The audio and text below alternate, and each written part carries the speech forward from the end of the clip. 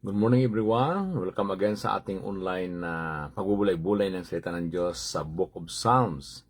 Itong mga salitang ito na sinulat ni King David ay base sa kanyang mga karanasan, mga pag-uusig, kalungkutan.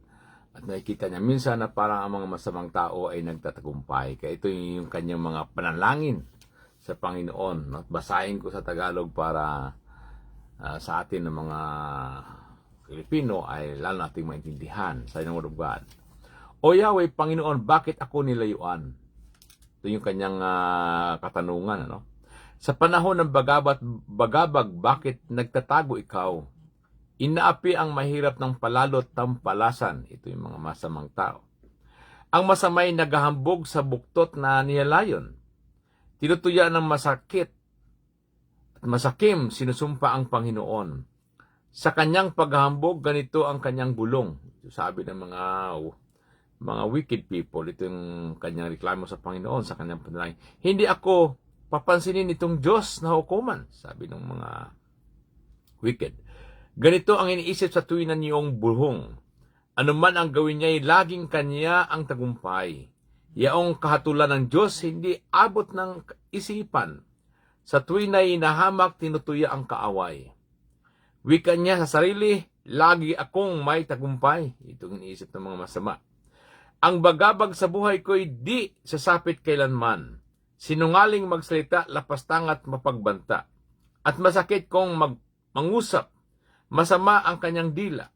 Sa liblib ay nangungubli, nag-aabang at ang nasa'y patayin ang walang salat, walang malay ng likha. Leon man din ang kawangis, lagi siyang nagmamanman, yaong kanyang lalapain, matyagang hinihintay. Hinintay na mahulog sa patibong niyang umang at kung ito'y mahulin na, papalayong itatanan.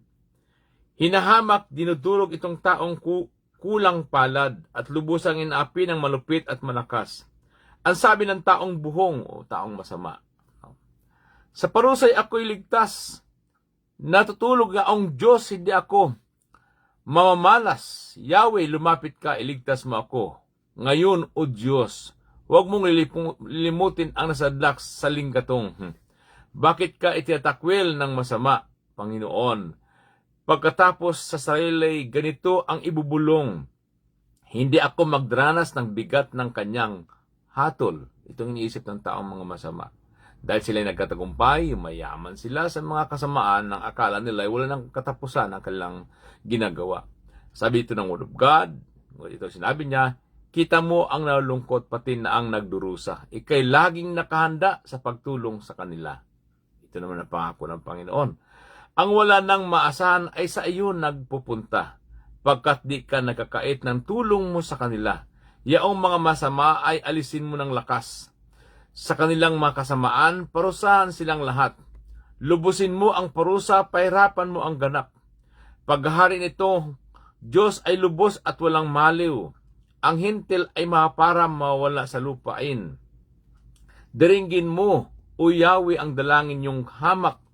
Patagin mo ang loob nitong mga kulang palad. Diringgin mo yaong api at ulilang lumuluha. Papanigan sa paghatol yaong mga taong aba.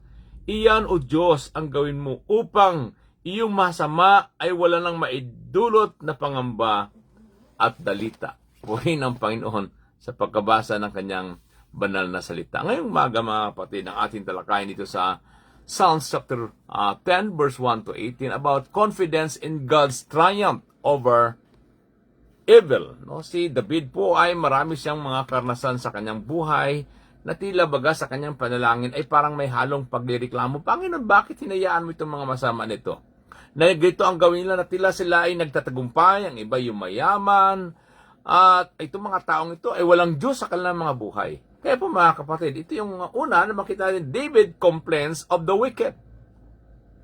Na itong mga karakter ng mga wicked people, sabi nga, they proudly glories in his power and success. Kumbaga, ipinagayabang nila na sila ay may kapangyarihan, sila ay matagumpay. Di ba maraming mga bansa na kahit walang Diyos ay mga maunlad sila. Hindi ko naman nila lahat. Di ba? May mga ilang Kristiyano doon, pero sa kanila, mostly ay mga maunlad ang kanilang buhay. Ito ang kanilang pinagayabang, no? Itong mga taong ito, they reject the Lord. They did not seek the Lord. Sabi nga, they live without God. Sabi nga doon sa Word of God na ating binasa, no? Nasabi dito ay, sa English naman, for they brag about their evil desires, they praise the greedy and curse the Lord. The wicked are too proud to seek God. They seem to think that God is dead. Yun ang palagay nila. Na tila baga wala ng Diyos. Parang patay ang Diyos. They live without God. They live without prayer. Siyempre kung wala silang Diyos, hindi sila nananalangin. They think they are untouchable. No? Sabi ng salita dito, yet they succeed in everything they do. They do not see your punishment awaiting them. They snare at all their enemies. They think nothing bad will ever happen to us. We will be free from trouble forever. Sipin mo yun. Niisip nila na mayaman sila ay, di ba, free sila sa mga kahirapan, mga kapatid. Ito ang, di ba, naisip nyo rin ba yon? Na may mga taong ganon na mabuti pa itong mga taong ito kung titignan, parang kahit linggo nga, hindi nagisimba. Di ba? Puro trabaho. Yun lang ang nakikita mo, mga kapatid. Pero inside of them, marami sila mga struggle sa kanilang mga, marami sila mga problema. Ay kahit mayaman nga, nagpapakamatay. Bakit? Kasi hindi kayang punuan ng pera ang kanilang mga pangailangan. Ang kapayapaan, hindi kayang bayaran ng pera. Ang kaligtasan, hindi kayang bigyan ng pera. Yes, mayroon silang tiyatawag na joy. It is only temporary, yung mga happiness nila, mga kapatid. Hindi talaga yung tunay na joy that comes from the Lord. Sabi nga ng Word of God, there is no peace to the wicked. Diba? Wala silang kapayapaan. Kaya iba ay, diba, nahumaling sa drugs na akala nila yun ang sagot sa kanilang mga problema. Kaya maraming mga taong iba, mayaman dati, naging homeless, naging addict, alipin sila ng mga bagay na tila bagay yun ang makakatulong sa kanila, iinom sila ng tiyatag na pampatulog sa kanila. Kaya may kasabihan na pwedeng kang bumili ng magandang higaan, pero yung pagtulog hindi mo makayang gawin.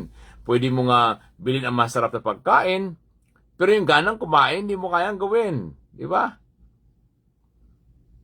Kaya po mga kapatid, ito yung complaint ni David sa kanyang panalangin. Ang akala naman, untouchable sila. They have no submission to God's will. They are very proud, sabi ng Word of God. The wicked think God isn't watching us. He has closed his eyes and won't ever see what we do. Yun ang akala nila. No? Kaya po mga kapatid, itong mga proud people, sabi, they depend themselves rather than God. They are thinking that God will not in them. No? Ito yung prayer ni David na tila baga parang may pagkatanong. Hindi pagreklamo kundi pagkatanong, bakit Panginoon? Di ba? Naitanong nyo rin ba yun sa inyong mga sarili? Itong mga taong itong nasaya, marami silang mga pangailangan na, no? Pero, mga kapatid, yes, huwag natin silang kaingitan, no? Dahil, ang binibigay sa atin ng Diyos na kung anong mayroon tayo, masaya tayo. Hindi na, yun lang, kundi tuloy yung biyaya at pagpapala ng Panginoon ibinibigay sa atin. Na masaya tayo na ibig, meron kang kapayapaan, meron kang kagalakan kasi nakatulog ka na kasama mo ang Diyos sa maghapon, iningatan ka ng Lord, binibigyan ka niya ng kagalakan sa iyong buhay, lalo kung nakatulong tayo sa ibang mga tao, di ba? Iba yung saya na naramdaman mo. Di ba? Wala kang inaping mga tao, wala kang inapakang mga tao, hindi kayo maman dahil sa mga panluloko ng kapwa. Di ba? Kaya po mga kapatid, kaya nga po ito yung prayer David for God, yung tiyatawag, pray to God's relief sa kanyang buhay sa verse 15 to 18. Sabi dito ng God, break the arms of these wicked, evil people, go after them until the last one is destroyed. Ito na yung panalangin niya. No? Kasi si David, sipin mo ba naman na siya hari, sumusunod, worshipper, prayerful. Sipin mo ng time na kung saan ay doon sa ilang nagkatago siya dahil yung mga masamang tao hinahunting siya. Kagaya ni King Saul, kagaya ng kanyang anak na si Absalom. Di ba mga kapanalangin ka talaga, Panginoon, bakit hinahayaan mo itong mga taong ito? Na ako na umuhay ng tama at ganito ang ginagawa sa akin. Di ba? Kaya po mga kapatid, napakahalaga na kung saan ayusin natin ang ating mga puso, ang ating mga kaisipan. God prepares the heart for our prayer. Lord, baguhin mo aking buhay sa pamamagitan ng ating tiyatawag na holy desires, strengthening our holy faith, at ano pa, fixing our thoughts sa Panginoon, okay? At yung panalangin natin ay patuloy nating ipagkatiwala sa Panginoon ng ating mga sarili. Sabi nga, paano natin may handa ang ating mga puso? By seeking the Lord. The Lord is King forever and ever. Diba? The godless nations will vanish from the land. Ito na yung sinabi niya. Yes, sa umpisa yung mga masamang tao, ganyan sila. Na tila baga sila nagkatagumpay sa kanilang ginagawang kasamaan. Pero sabi David, sabi niya, the Lord is King forever and ever. The godless nations will vanish from the land. Sabi niya dito, Lord, you know the hopes of the helpless. Surely you will hear their cries and comfort them. Totoo nga po mga kapatid, no? Na ang Panginoon natin ay siya yung pag-asa ng mga helpless. Siyang inaasahan ng lahat. Kaya napakahalaga na i-commit natin sa Panginoon anumang ating mga dalahin by trusting in the mercy of the Lord. Kaya po mga kapatid, sabi ng Word of God, you will bring justice to the orphans and the oppressed, so mere people can no longer terrify them. Di ba alam natin yung mga nangyari sa bansang Israel ngayon na kumbaga, yung mga masama ay tila baga nagatagumpay, isipin mo, no? Maliit na bansa, pinagtutulungan at akusahan pa sila na sila ay nangaagaw ng bansa. Ay kung nangaagaw sila, di malawak ng kanilang bansa. Liit-liit lang ang bansa, tapos akusahan sila ng agaw ng bansa. Actually, binabawi lang naman nila yung bansa na inagaw sa kanila ng mga kaaway nung panahon ng mga digmaan na yon, na sila po dati ay sumuway sa Panginoon, kaya sila po ay nagsipangalat. At ngayon po isa sa mga prophecy na kung saan noong 1948 ay nabuoli ang bansang Israel. At alam niyo ba nang nagkaroon ng eleksyon kung tanggapin sa United Nations ng bansang Israel ay maging Israel, ay ang isa sa mga bumuto, no? Kasi tayo ang butuhan eh. Ang isang bumuto na kaya naging na-recognize ang bansang Israel na maging Israel, no, ay si Carlos P. Romulo. Diba? Siya dati yung foreign affairs ng Pilipinas noon. Kaya po, yung mga Jewish people ay malaking paggalang nila sa mga Pilipino. Pagmamahal nila sa bansang Pilipinas. Bukod pa doon, nung nagkaroon ng tiyatawag ng mga Holocaust, no?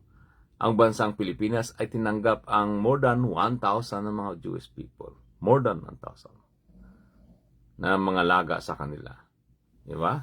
Kaya hindi sila napatay ng mga Nazis during that time, mga kapatid.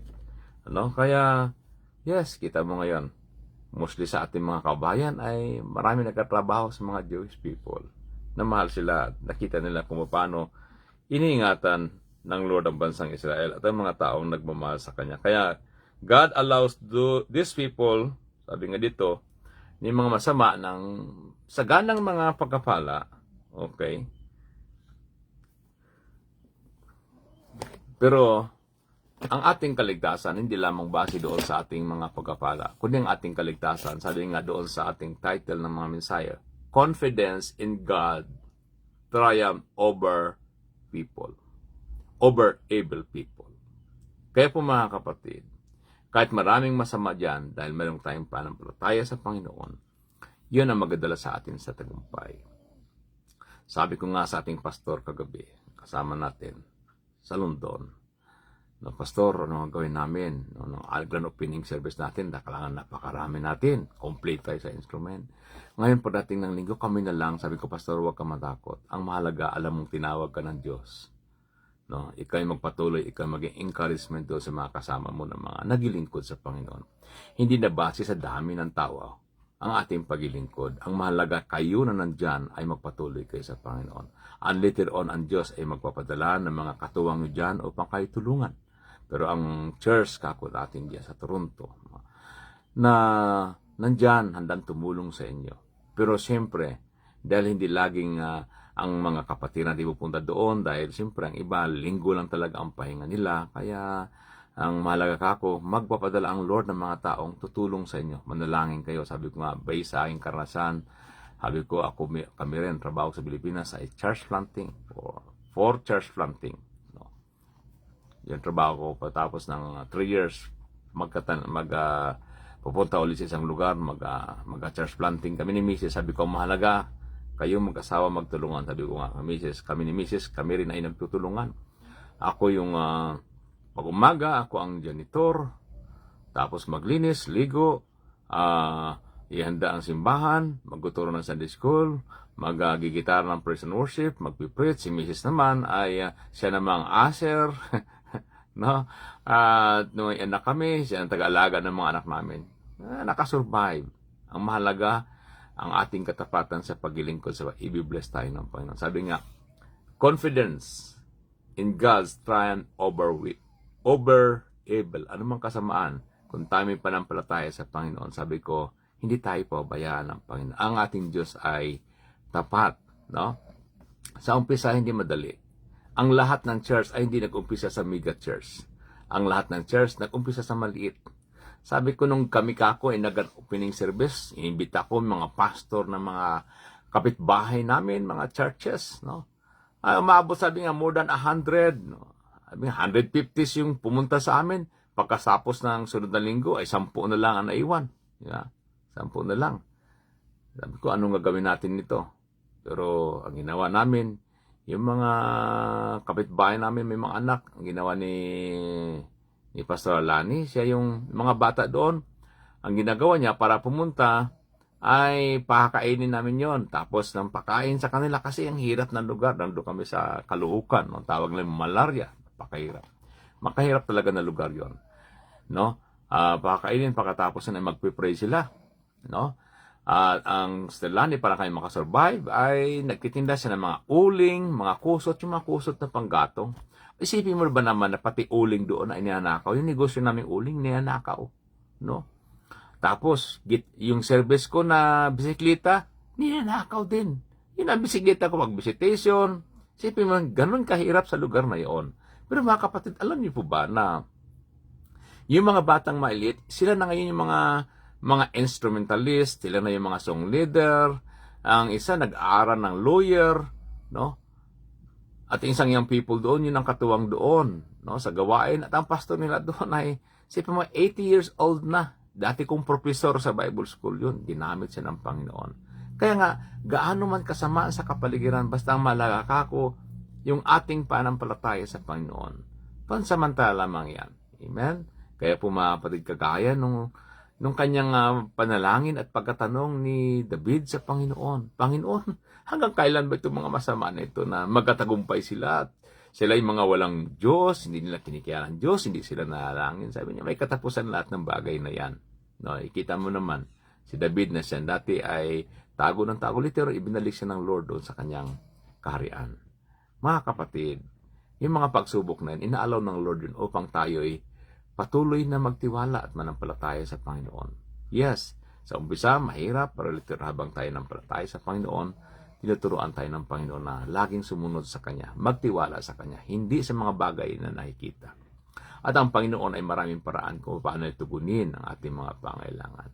Kaya ang Diyos po ay napakabuti. Kaya dati, naisip ko nung kami ni Mrs. nag-church planting, sabi ko, Panginoon, paano namin mapaaral yung aming mga anak na 5 na ito sa pamamagitan ng church planting na ito?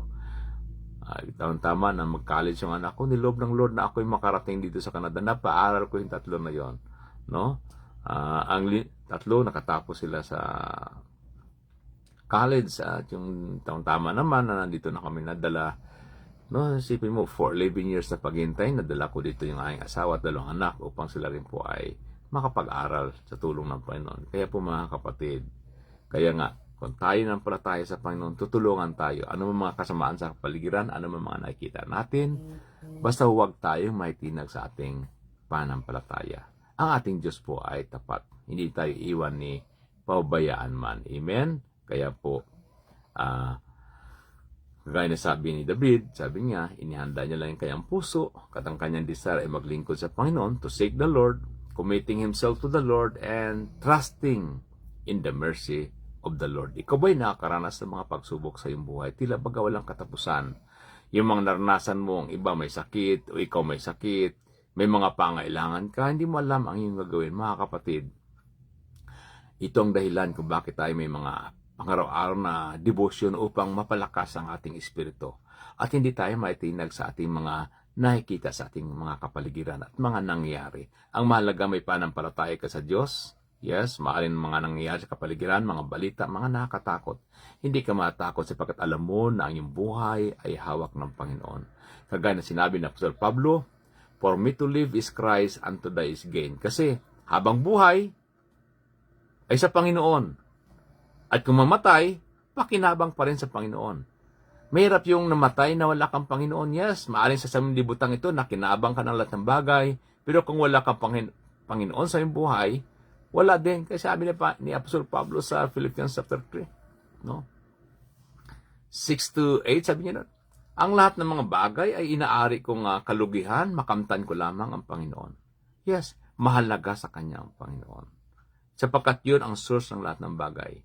Yes, kalakasan, biyaya, at higit sa lahat ng ating buhay na walang hanggan. Kaya kapatid, kung ikay nakararas ng mga pagsubok sa iyong buhay, huwag kang mawalan ng pag-asa. Ang Diyos natin ay handang tumulong. Ang Diyos natin ay tumutugon.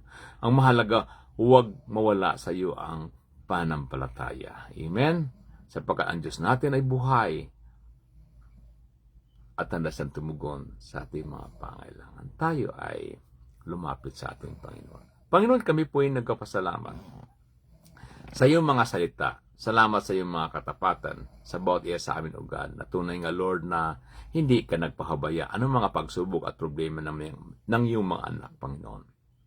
Maaring problema ng hindi sa mga tao sa kapaligiran. Maaring kami, O God, may mga problema sa sarili, maaring sa kalusugan, maaring sa mga mahal sa buhay, Panginoon, na iniisip namin kung paano sila madala sa iyo, Panginoon. Lord, alam namin na ikaw ang Diyos ay kumikilos. Ikaw ang Diyos na pwedeng magbago ng buhay ng mga tao. Kaya ang dalangin namin, O God, let your Holy Spirit, O God, na siyang patuloy na kumilos sa kanilang mga buhay, O God. Yes, O God, at patuloy mong i-bless. Lalo po mga kasama namin ngayon sa pananalangin, O God, at sa aming pagbulay-bulay salita. Alam po ang mga problema ang kanilang kinakaharap, Panginoon. Lord, tulungan niyo po sila, Panginoon. Pagpalain niyo po sila. O maaring may mga sakit, we pray for your miracles and healing. Kay Sister Heidi, O God, we pray for your miracles and healing. Kay Sister Heidi, yes, O God, ginto, Lord. Kay Ray, Panginoon, Kataga, Panginoon. May sakit kay Sister Mina, Panginoon, na siya yung magkapatsikap bukas, Panginoon, sa Librok Hospital. We pray, Lord, na maging maayos ang kanyang kalusugan, manumbalik ang kanyang lakas, Panginoon. Yes, God, maging clear lahat. At ang iba mga kapatid namin nagpatsikap, God. Gaya kay Sister Myrna, kay Sister Vilma, we pray po kay Sister Lerma na patuloy ng kalakasan, O God. At sa iba pa namin mga kapatid, O God, yung may mga sakit, Panginoon. Yes, O God, kagaya, Panginoon, ng kapatid ni Sister Regina Gocos, Panginoon, si Leo Service. Lord, we pray for complete healing sa kanya, Panginoon, sa kanyang primary TV, O God. Lord, iniklaim namin na ikaw ang Diyos na pagaling sa kanya, at kay Marlene Service. Lord, we pray for your miraculous, Panginoon, sa kanyang buhay, Panginoon, in Jesus' name. Kay Lucas, Panginoon, sa kanyang kagalingan din po, Lord, amin pong ilapit sa panalangin, Panginoon. Yes, O God, kay Sisa, Panginoon. Yes, O God, direct, Lord, we pray for your miracles, Panginoon, sa kanyang kagalingan din po, O God. At kay Pastor, yes, O God, kay Pastor, Panginoon, Leo Gambua, Panginoon, nakaiga sa banig ng karamdaman, Panginoon, dahil sa tiyatawag na brain tumor. O God, we pray for your miracle sa kanyang buhay. Pag-bigyan mo pa siya ng panibawang buhay, panibawang kalakasan na maranasan niyang kagalingan, O God. Ganun ko kay Pastor Aliejo, O God, we pray for your miracles, Panginoon, sa kanila, Panginoon. Lord, we pray, hindi madali, Panginoon, lalo sa mga kapatid namin na karanas, Panginoon, ng mga karamdaman, O God, in Jesus' name. Yes, O God, ikaw ang patuloy na magbigay ng kagalingan sa kanila, Panginoon. Yes, O God, at alam namin sa iyo, Panginoon, ay walang imposible, O God. Kaya Lord, hiniling namin ang patuloy na kagalingan sa mga kapatid namin ito, Panginoon, O God.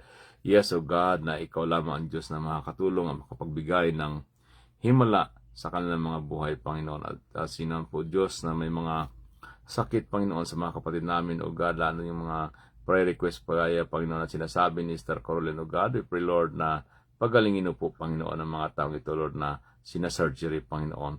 Yes, O God, si Naomi Tinser, Panginoon, pagalingin mo siya, O God, sa kanyang tiyatawag na chemotherapy, O Lord, sa breast cancer, O God. Yes, O God, hanggang July, Panginoon, O God, at si Naomi ay patuloy, Lord, na miracle sa kanya, Panginoon. Lord, salamat, Panginoon, sa kanyang kagalingan, at sa iba pa namin mga kapatid, O God, not feeling well, Panginoon, O God. Lord, Alam mo po, O God, ang kanilang kalagay. Lord. Sorry mga kapatid. At ganun po Lord kay Pastor Alfredo Romuar, Panginoon, na makakita ang kanyang mata, Panginoon God. Yes, Lord. Ikaw manguna sa kanya, gumaling sa kanyang karamdaman. At ganun po Lord si Jeffrey, O God, sa Sister Catherine, Panginoon, sa April 12, Lord, ay babiyahe papunta ka Canada, Lord. We pray na maging maayos ang kanyang biyahe. Ganun po Lord, asawa ni Brother Tonton na Jimenez, Panginoon, O God. We pray po Lord na makapagbiyahe siya ng maayos, Panginoon, Lord, galing US papunta dito, Panginoon, upang sila magkasama mag-asawa. At yun po Lord ang kamag-anak, Panginoon, ni Sister Clay, O God, na si Raji Forte, O God, sa kanyang heart attack. We pray for your miracles, Panginoon. Pagalingin mo po sila, Panginoon, O God. At sa iba pa mga kapatid namin na may mga sakit, Panginoon, Lord, hindi ko man nabanggit ang kanilang mga pangalan. Alam mo po sila, Panginoon. We pray for your miracles sa kanila, O God. Anong mga pangailangan na financial, Panginoon, mga binabayaran, Panginoon, O God. We pray, Lord, na tulungan niyo po sila mga binayang bahay, sasakyan, ganun po pagpapaaral ng kanilang mga anak, O God. Lord, we pray, ikaw patuloy na tumulong sa kanila, O God, sa mga kapatid namin, O God, na international student, O God, Lord. Tulungan niyo po sila, O Lord, na bigyan silang wisdom at kalakasan kagaya ni Eliza, Panginoon, Suniga, Lord. Tulungan niyo po sila sa kanyang pag-aaral, Panginoon. Yes, O God, matapos na ito, Panginoon, sa iyong tulong at biyaya, sa tulong ng kanyang mga mahal sa buhay, Panginoon, gaya ni Sister Marison Higa, O God. We are praying also, Lord, even, O God, kay Pastor Eloisa, bigyan mo silang wisdom sa kanyang pag-aaral, Panginoon, at sa kanyang pagkatrabaho para matugunan ang kanyang pangailangan. Alam namin, Lord, na gagamitin mo sila ng mga lingkod mo, kay Sister Girly rin po, Lord. Tulungan mo rin po siya, Lord, at sa kanilang mga pangailangan. Sister Girly, yes, O God, Sister Tiffany, Panginoon, O God.